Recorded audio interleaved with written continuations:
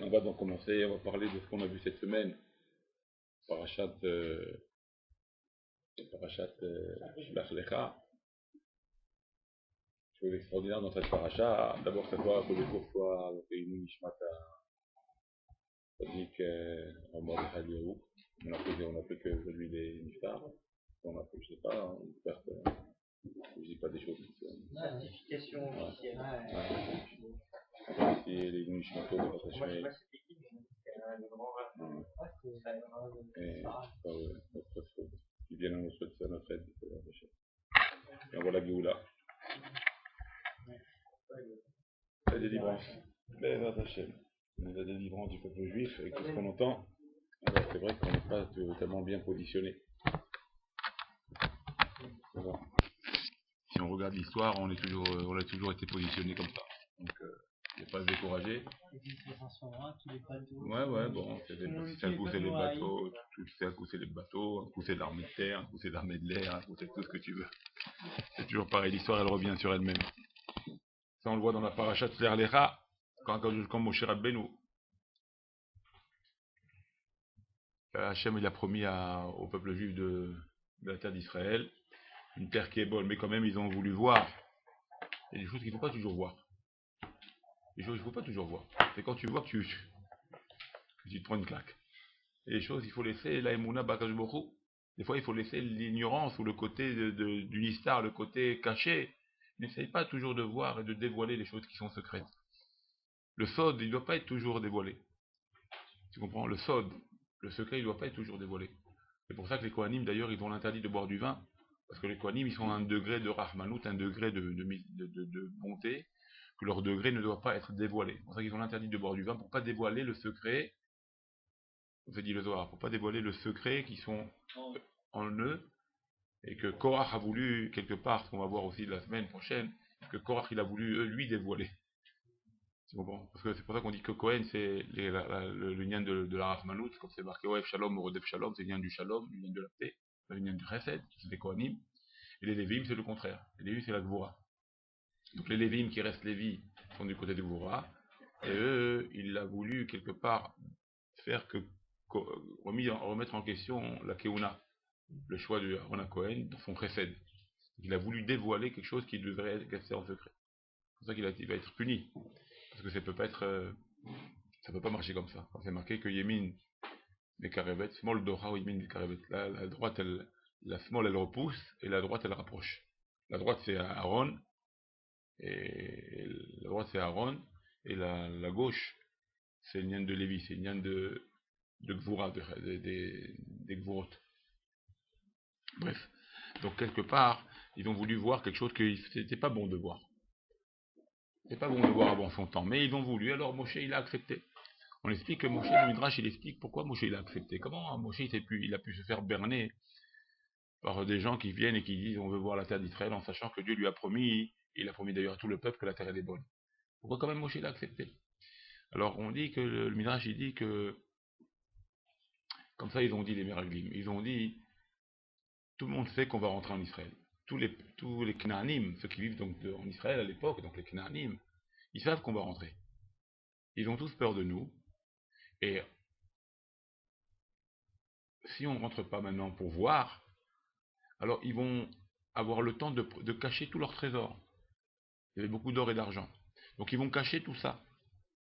Ils vont cacher tout leur or et leur argent.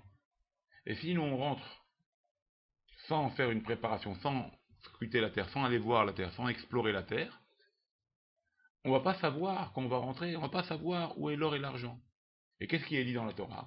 Que Dieu, quand il va nous faire rentrer en terre d'Israël, il va nous donner des maisons avec de l'or, avec de l'argent, avec déjà tout fait déjà. On n'aura plus qu'à habiter, mettre, comme on dit, les pieds sous la table. Avec les pieds sous la table. Donc, si on rentre et on doit avoir les pieds sous la table, on va dire tout est prêt, et qu'on s'aperçoit qu'il n'y a rien, on va se moquer de Dieu. On va dire sa Torah, c'est un mensonge. Voilà, la Torah l'a promis qu'on va être bien, qu'on aura tout. On est rentré, on n'a rien vu, et il n'y a plus rien. Donc la Torah, ce qu'elle promet, elle ne tient pas sa parole. Eux, ils ont dit ça. Alors c'est... Non, pas quoi, les Meraglim, les Meraglim. Pour influencer Moshe à ce qu'il accepte le départ des Meraglim. Non, pas non, c'est le Bnei les Israël. Meraglim, les Bnei Israël. Bnei Israël. Alors Moshe, il a dit après tout, peut-être ils ont raison. Tu te rends compte, s'ils rentrent en Israël, ils voient qu'il n'y a rien. Ils vont dire, voilà, le Torah c'est un mensonge. Donc il a dit, ok, si c'est pour ça, alors allez-y. Ils ont pensé vraiment comme ça? Oui, ils ont pensé comme ça dit Midrash. Ils ont pensé comme ça pour aller voir avant l'entrée en Israël, voir si où ils cachent leurs biens. Afin après de dire aux Juifs quand ils vont revenir et vont rentrer, voilà, tout est à tel endroit, tout est là, tout est caché dans la terre, tout est caché dans les murs des maisons, etc. etc. Donc Moshe il s'est fait attraper par ça, il a dit bon après tout, comme ils ont une bonne kavana de dire au peuple quelque part où est l'or et l'argent, pour pas que la Torah soit un mensonge, pour pas que la Torah qui elle a parlé, puis sauf elle a promis, mais elle n'a pas. Hein, bien sûr, c'est Rémouna. C'est un bon Moshe, il a accepté, il les a envoyés. Alors on sait que le mot shlach, il y a marqué comme ça dans la paracha shlach lecha. On a vu aussi un autre lecha, rappelez-vous, on voit un autre lecha dans la Torah. Avec lech lecha. Avec Abraham, on voit lech lecha. Et là-bas, qu'est-ce qu'il a dit pour Abraham? Quand Dieu lui dit, bravo, va-t'en de ta maison, de ton endroit où tu résides, etc. Là, on voit qu'est-ce qu'il dit Rashi sur place. Lech lecha pour Abraham, on voit, va-t'en pour ton bien, les tovatra et les anatra, pour ton bien et pour ton intérêt. Mais là, on voit que quoi? Shlach lecha, on voit pour toi. Dieu il dit à Moshe, on voit pour toi. Mais là, on ne dit pas c'est pour ton bien, pour l'intérêt de Moshe Rabbeinu, cette histoire-là. Ça va lui faire une catastrophe, cette histoire-là. Alors, comment le lecha? Vous savez que chaque mot qui est dans la Torah, il y a une signification. Et en plus, pas seulement chaque mot, mais même l'interprétation du mot. Si elle est bonne ici, quelque part, elle doit être bonne ici. C'est-à-dire que si pour Abraham, le lech lecha, il est bon, alors le shlach lecha pour Moshe, il faut trouver le côté positif qu'il y a. Mais là, on ne le trouve pas, a priori. Parce que si le lech lecha d'Abraham, il est bon, et le lecha de Moshe, il est là, il existe dans la Torah. Donc on fait un ekesh, on fait un lien entre les mots. Ici, il est bon, donc là aussi, ça doit être bon pour Moshe. Ou c'est bon pour Moshe? Rami nous explique. Ce qu'il y a eu de bon dans Moshe dans cette histoire-là, c'est que grâce à ça, on a fait que il y a eu 40 ans de plus. Grâce à ça, c'est pas merveilleux, 40 ans de plus dans le désert. On devait rentrer tout de suite. À la sortie d'Égypte, oui, après le don de la Torah, on devait rentrer en Israël. À cause des Meraglim, à cause des explorateurs qui ont parlé le mal sur la terre d'Israël, on a donc dû galérer 40 ans de plus. 40 ans dans le désert. Énorme. Je vais vous expliquer pourquoi. 40 ans. Donc, quel est le lecha, du bon côté de lecha pour Moshe Rabbeinu? Moshe, il avait déjà l'interdit d'entrer en Israël. Il devait mourir avant. Donc il a dit, toi tu rentres pas en Israël, Dieu lui a dit déjà. Mais il ne rentre pas en Israël, il doit mourir, il ne doit pas rentrer en Israël. Alors il a dit quelque part le lecha qui est bon, le bon côté du lecha, c'est que maintenant, grâce quelque part, indirectement, grâce à leurs bêtises, à cause de leurs bêtises, Moshe, il a gagné 40 ans de vie. En plus. Donc, bah ouais. Est-ce que c'est une bonne chose? 40 ans de vie sur Terre, ça aurait pas été mieux, hein? Ok, mais non, mais pour Moshe, pour un homme comme Moshe, on peut dire qu'ici c'est mieux qu'en haut. Voilà, il a continué. Lui, il n'y a pas de problème de régression où il va régresser, il va chuter. Lui, Moshe, c'est Moshe. Donc, quelque part, le lecha, bon côté de lecha qu'il a gagné, qui ressemble au lecha de Abraham Avinu, c'est de avoir gagné maintenant 40 ans de plus de vie, au moins il a vécu encore 40 ans de plus. Ça, c'est un peu le côté positif de la chose. Maintenant, revenons à la paracha. Maintenant, ouais, mais il ne pouvait pas rentrer maintenant. Il pouvait pas rentrer. S'il n'aurait pas eu la faute de Meraglim, il rentrait, il était Mashiach normalement. Ouais, non, mais c'est pas à cause de la faute des Meraglim, non. Lui, ça n'a rien à voir. Voilà, lui, ça n'a rien à voir. Lui, il n'a pas pris les 40 ans, l'interdit de rentrer en Israël, c'est pas par rapport à Meraglim. Lui, il n'a aucun rapport avec les Meraglim.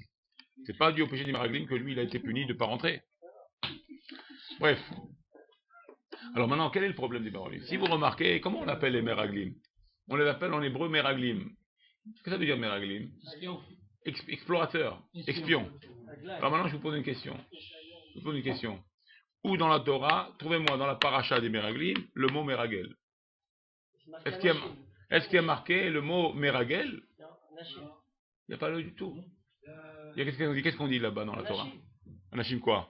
Meragel? Anachim Meraglim? Non, mais après, comment il dit? Hein? Bah, il y a tour où il a fait. La tour est à arrêt. Alors maintenant, la tour, voilà, bravo. La tour, voilà, la tour, c'est pas les Ragel. Voilà.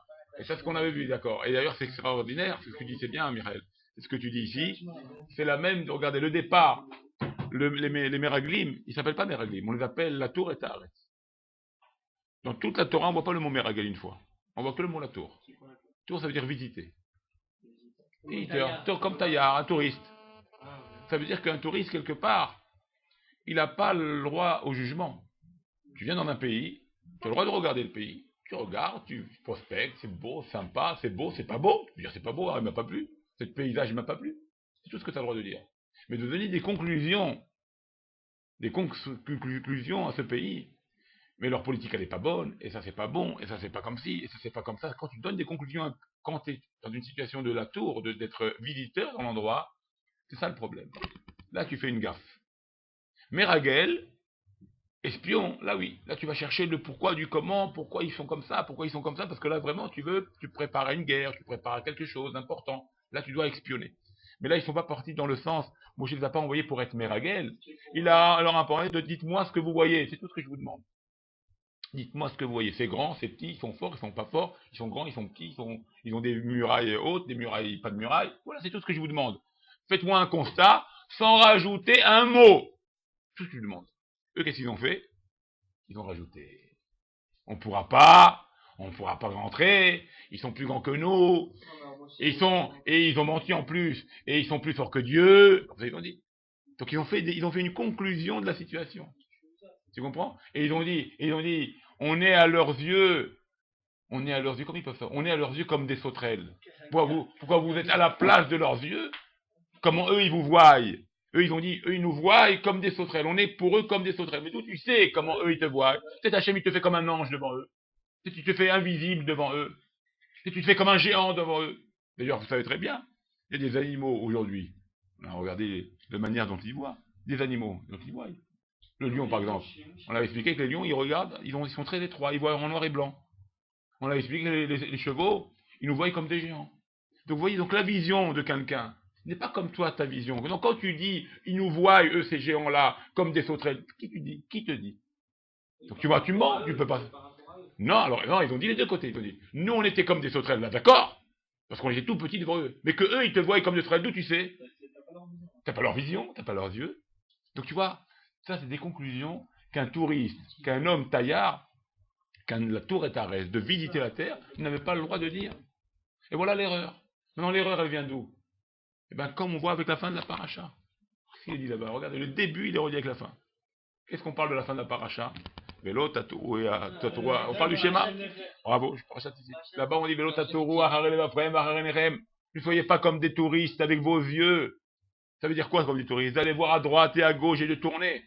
Parce que si vous commencez à regarder à droite et à gauche, et vous allez commencer à scruter les choses, et à imaginer ce qu'il y a derrière la porte, vous allez vous faire avoir. Ouais. Non, Tu comprends? non, il y a autre chose. C'est bien ce que tu dis, dans le sens du terme. Non, moi, ce que j'ai étudié chez le travail la semaine dernière. Ouais, mais plusieurs interprétations on peut faire pour dire. J'ai vu que les Méraguins, c'était pas des cocos. Alors on va pas. Attends. Alors attends. D'où on sait que c'était grand? Ils savaient qu'ils allaient faire la verre. Ah ouais, attends, mais c'était naturel. D'accord, attends. Alors, attends. C'est une histoire. Non, c'est le problème. Alors maintenant, regarde. Alors regarde, d'où on sait que c'est des chachamim? Comme il a dit le Rav, d'où on sait que c'est des chachamim? Qu'est-ce qui a marqué dans le Torah? Qui est marqué? Les Bnei Israël, Shechad, Ishar, Limate, Avotav, Tishorul, Kol, Nasi, Baem. C'est d'abord tout des savets. D'accord? C'était des gens Anshechem, des gens avec renom. Raché Bnei Israël Emma. C'était des Raché Bnei Israël, des roches Bnei Israël. L'allusion dans ça, il y a une allusion dans les mots. Regarde, si vous prenez Shlach Lecha Anashim, prenez Shlach Lecha Anashim, sauf Tevot, c'est quoi la dernière lettre de Shlach Lecha Anashim? Shlach Chet, Lecha Chaf, Anashim Mem. Ça fait quel mot? Hein? Chacham. C'était des chachamim. C'est pas des rigolos. Alors quelle est l'erreur? C'est ça l'erreur. C'est ça l'erreur. L'erreur, c'est qu'un chacham, je vais te dire le problème d'un chacham. L'erreur, c'est ça le nyan. C'est velotatouru, acharel levafrem acharenechem, ou la tour est à arrêt ici. C'est justement en pensant que tu es chacham, en pensant que tu es un grand, alors tu t'autorises à rajouter ce qu'on t'a pas demandé de rajouter. Ça veut dire des fois, un homme, il s'autorise à rentrer dans des détails qui ne sont pas les siens. Il s'autorise à rentrer dans des situations de familiales, dans des choses qu'on lui a pas demandé, le pourquoi du comment. Pourquoi? Et pourquoi il s'autorise? Bah, dû à sa horma, dû à son instruction. Alors, il ose rentrer des fois dans des choses qui ne le concernent pas. Si on lui a pas donné l'autorisation, il n'a pas à le faire, même s'il est le haram le plus grand. Vous savez, je vous raconte une histoire. Le Rav Wasserman, Hachem Yikom Damo, il a été tué par les nazis. À l'époque de la guerre, hein, deuxième guerre mondiale. Il arrivait en Allemagne quelques années avant, dans une yeshiva là-bas, allemande, de juifs allemands, quelques années avant la guerre mondiale. Quelques années. Oui, il y avait des chiffres, il y avait des religies quand même. Quelques années, hein, on parle, quelques années. J'ai pas vu le nombre d'années, mais il dit quelques années avant la guerre, que la guerre explose. Il a dit, pourquoi il y a marqué dans la Torah, Rak en yirat Elokim b'makom hazeh. Quand il est arrivé là-bas, quand sa femme elle a été prise, chez Avimelech, non, Abraham, chez Avimelech, on a pris sa femme. Alors après, bon, il y a eu ce qu'il y a eu, il s'est fait frapper Avimelech. Vous vous rappelez de cette histoire-là? Il s'est fait frapper. Alors il lui a dit, mais pourquoi tu m'as dit cette affaire? Comme Paro, avec Paro aussi, pareil. Il dit, parce que j'ai vu que dans cet endroit, il n'y a pas la crainte de Dieu. Et comme il n'y a pas la crainte de Dieu, j'ai eu peur que vous allez tuer, comme ça il dit dans les mots, comme ça c'est marqué dans la paracha, que j'ai eu peur que vous tuiez ma femme. Comme ça c'est marqué. Alors il pose la question, il dit, pourquoi il marqué Rak? Pourquoi ce Rak là? Seulement j'ai vu qu'il n'y a pas la crainte de Dieu. Pourquoi seulement? Il n'y a pas la crainte de Dieu. Pourquoi seulement? Pourquoi le mot seulement, il n'y a pas la crainte de Dieu, et j'ai eu peur que vous tuiez ma femme?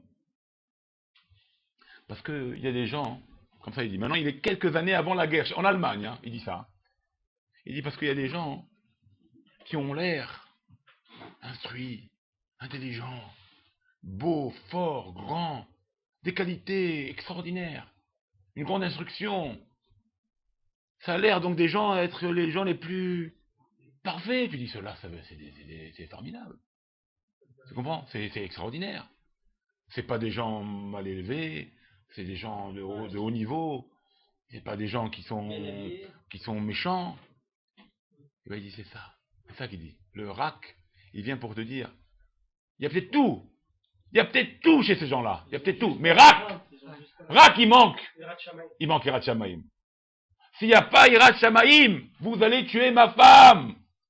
Ben non, on est avant la guerre, les enfants. Imaginez un peu le tzaddik. Ça veut dire que vous êtes en Allemagne, il leur dit.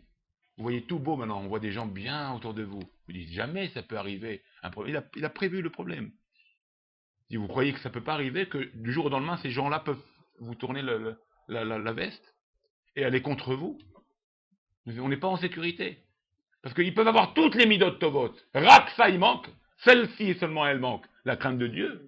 C'est fini, ils peuvent tuer ma femme, il a dit Abraham. Ben voilà, c'est ce qui s'est passé.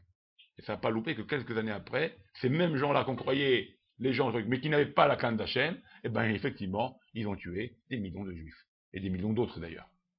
Pour vous dire, comprenez? C'est la même chose. On peut être les plus grands haram. Mais si tu ne t'occupes pas des choses qu'on ne t'a pas demandé de t'occuper, tu tombes dans le vélo de ta tour. Tu rentres dans le problème de scruter des choses qui ne te regardaient pas, et là tu touches le péché. Tu arrives au péché. Parce qu'un juif, il ne doit pas être le KGB.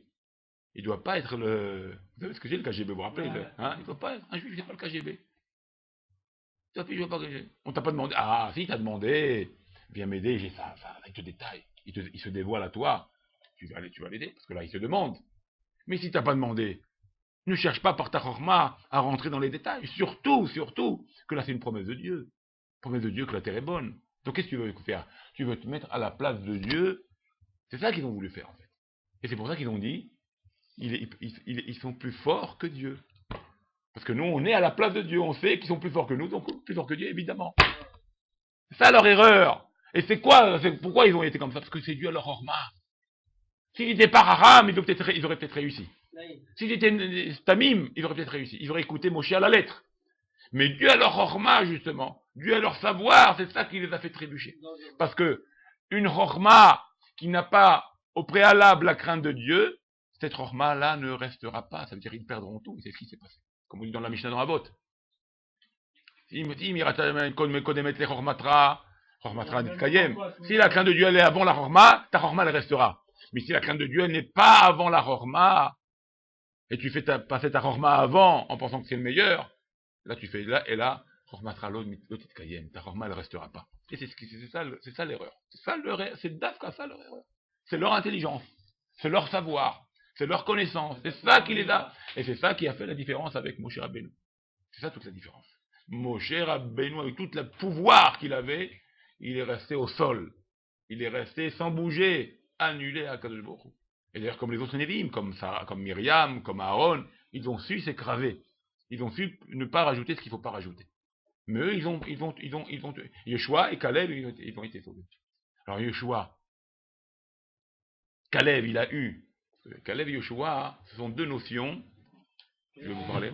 Caleb et Yefouné et Yeshua, ce sont deux notions, deux personnages là. En fait, ça représente deux notions qui ont fait qu'ils ont été sauvés.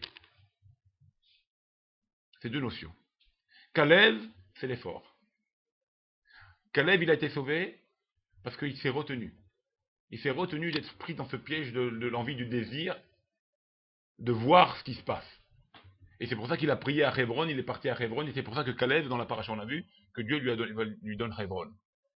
La ville de Hebron. Tout le Hésor, ça appartient à Caleb Ben Yefouné. Par le saut qu'il a été, pèleriné les Abraham, Israël, Yaakov. Donc il a fait un effort personnel. Moshe, ça il l'a vu, il a dit celui-là il fait un effort personnel, il réussira, il sortira. Il sera bon. Yeshua, faible. Yeshua, il est faible. La preuve qu'il est faible, c'est qu'il a besoin d'une bracha de Moshe Rabbeinu. Il a besoin de l'aide. Alors pourquoi, on pose la question, alors pourquoi Yeshua et pas les autres?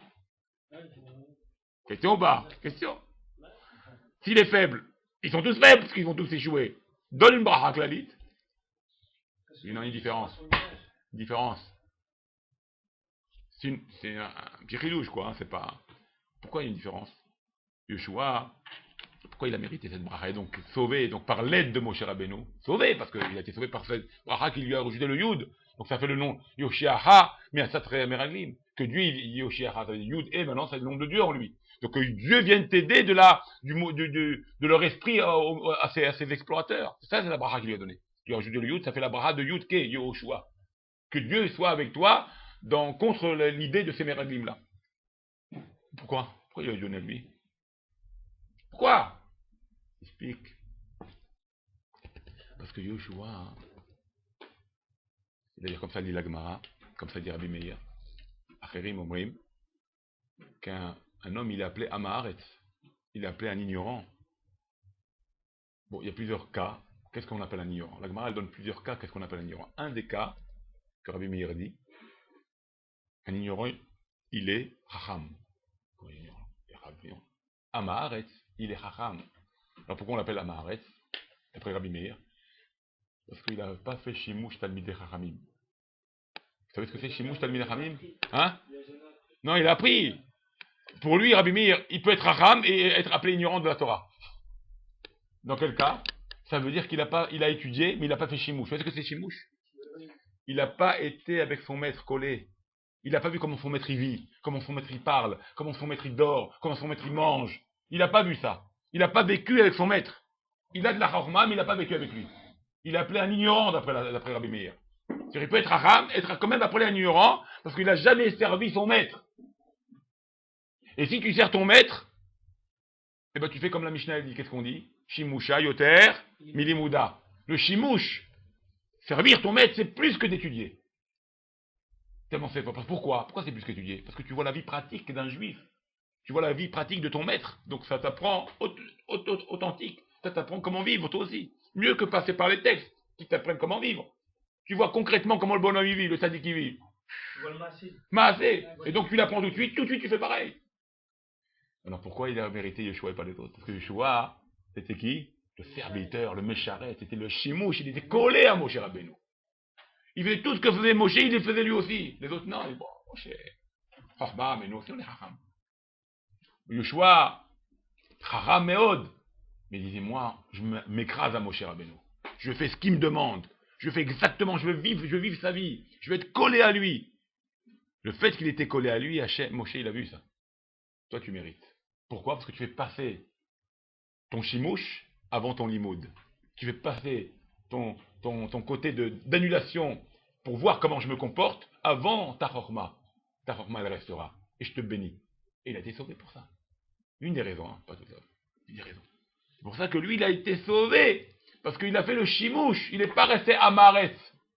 Il n'est pas resté ignorant dans le sens ici qu'on a expliqué. Pas dans le sens de manque d'intelligence. Il est tous intelligents. Mais dans le sens de manque de chimouche. Le seul qui a fait chimouche, le seul qui a servi son maître, c'était Yeshua.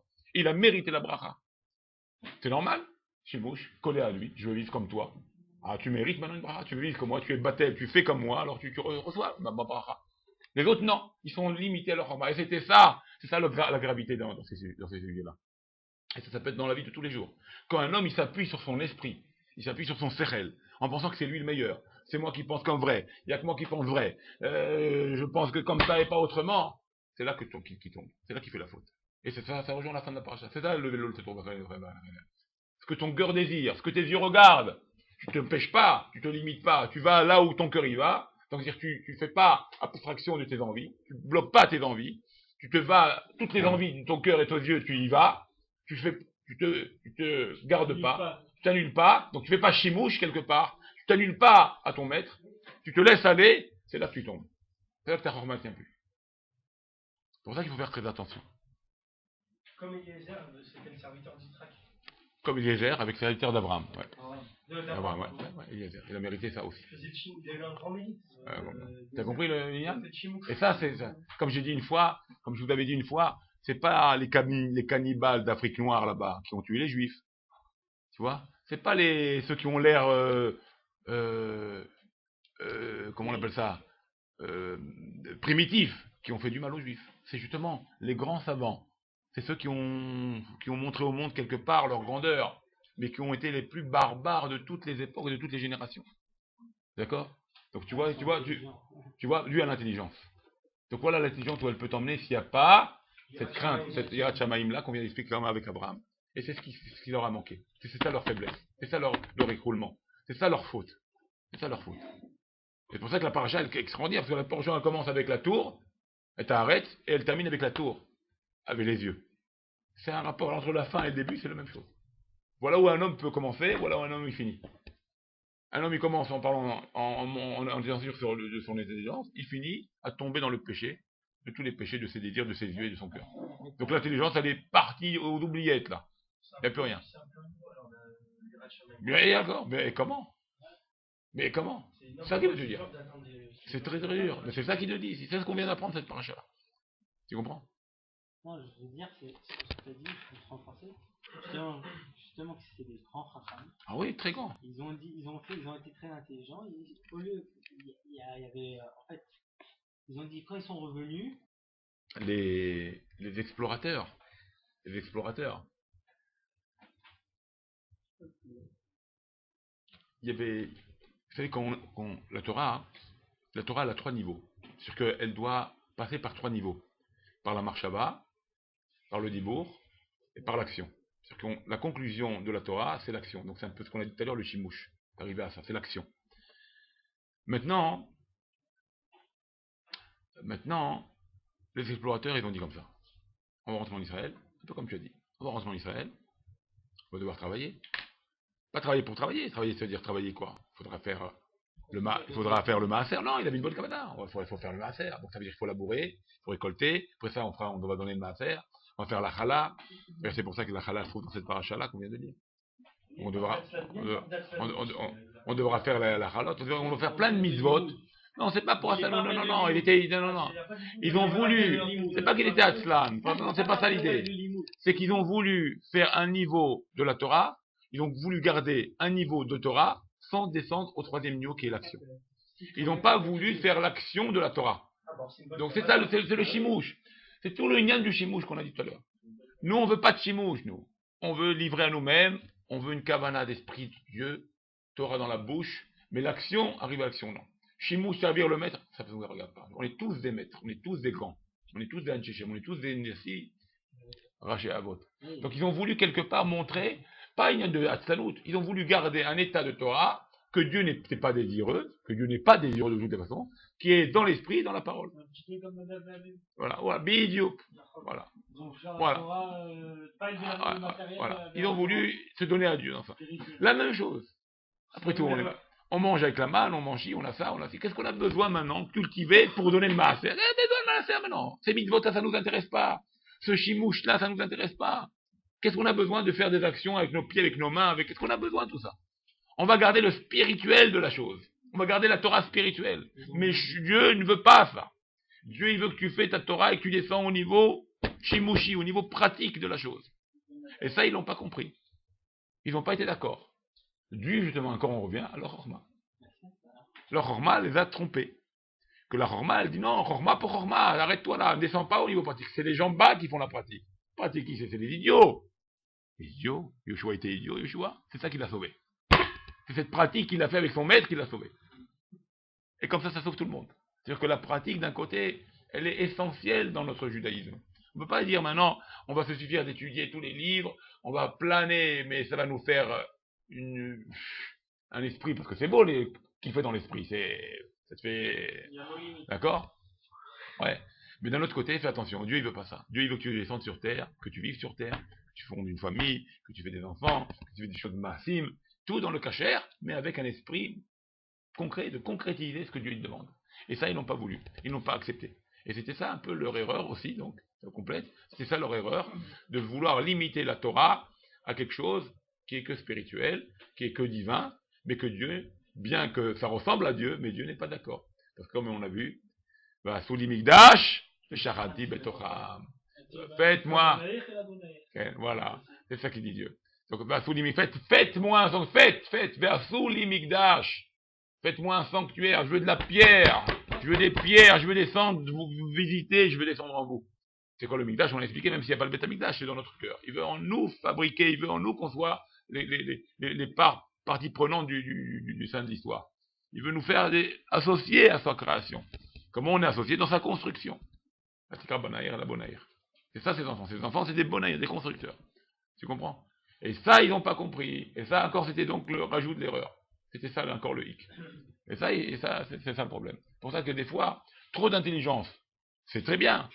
Mais, voilà. Mais, la pratique avec l'intelligence, c'est extraordinaire. Ça fait que tu réussis, et là tu fais mamache, tu te complètes et tu deviens vraiment un homme parfait. Mais si tu fais que ce qui est dans ton esprit, c'est-à-dire tu te réjouis de cet esprit. Des connaissances seulement platoniques, comme ça on va dire, où tu rêves un peu, ouais, d'accord, dans les étoiles, et tu concrétises pas cette Torah, ben quelque part, tu vas faillir. Ton sérel va te tromper un jour ou l'autre, et tu vas tomber, et tu vas régresser. C'est ça le problème. Et ça le problème des grands. Bon, nous on n'est pas à ce niveau-là, quelque part, parce qu'on n'est pas aussi grand qu'eux. En tous les cas, on est peut-être plus grand qu'eux, parce que nous on essaye de pratiquer.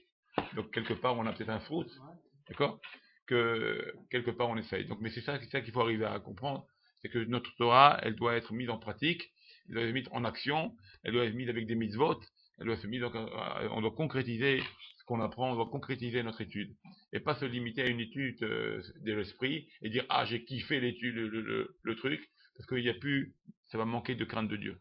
La crainte de Dieu, je vous l'avais expliqué une fois, que la crainte de Dieu, c'était l'assiduité, c'était la rigueur, c'était le côté de la rigueur dans les cours, la rigueur dans tes actions. D'accord? C'est pas seulement planer, dire je crains Dieu et mon esprit il plane. Ça ne s'appelle pas que tu crains Dieu. C'est l'action qui fait que tu crains Dieu, parce que tu écoutes ce que Dieu te demande de faire. Et donc tu le pratiques. Quand tu pratiques, tu montes par là ta crainte vis-à-vis de Dieu. Tu montes ton accord, tu montes ta crainte, tu montes ton respect vis-à-vis de Dieu. Parce que tu vas jusqu'au bout de cette demande.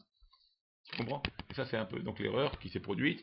Et ça peut arriver aussi, pas parmi nous, j'espère pas, mais ça peut arriver parmi nos frères juifs, de faire une Torah comme un côté scientifique, comme un côté de théorie, comme un côté d'idéologie, comme un peu philosophique. Et c'est pas ça la Torah. La Torah, c'est pas un livre philosophique, un livre universitaire. La Torah, c'est un livre d'enseignement de la vie. D'accord, un mode d'emploi de notre vie, comment on vive moralement, physiquement, concrètement sur terre, et pratiquer ce livre-là. C'est ça la Torah. La Torah, c'est pas un livre de philosophie, un livre de chorma. D'accord, c'est vrai que ça rend intelligent, mais c'est surtout, c'est un livre de notre vie. Comment on vit avec ça. C'est ça la différence. Tu vois, les autres livres que nous avons, des livres philosophiques, tous les livres philosophiques de différents philosophes, c'est une philosophie, c'est une idée. Ça ne veut pas dire qu'il faut pratiquer la chose. Mais nous, non. Nous, notre livre, qui peut être, c'est pour ça qu'il est tout à la fois. Il est à la fois l'esprit, il est à la fois l'action, il est tout la Torah. La Torah, il y a tout. Il y a tout dans la Torah. Vous savez qu'il y a tout dans la Torah. On parle des planètes, de ton corps, de tout à la fois. C'est vrai que votre 3 vies pour finir. Je sais pas si vos 3 vies, ouais. Il n'y a pas assez d'une vie en tout cas pour apprendre tout Ah ça. bon, c'est que toujours lui, il a fait compte. Il a mis de plusieurs. Il y a la question de Moshe qui savait. Comment? Moshe savait ce qui va se passer. Ouais, quelque part. C'est comme ça qu'il a gratté 40 ans. Quelque part aussi, il a su. Il a su quelque part. Moshe, il a vécu jusqu'à quel âge, Comment? Moshe? Pas Moshe, noir. Moshe jusqu'à 120 ans. Noir, il a vécu, c'est qui a vécu? Non, c'est Adam Arishon. Mais les gens d'avant, ils étaient beaucoup plus âgés, ils avaient déjà 100 ans.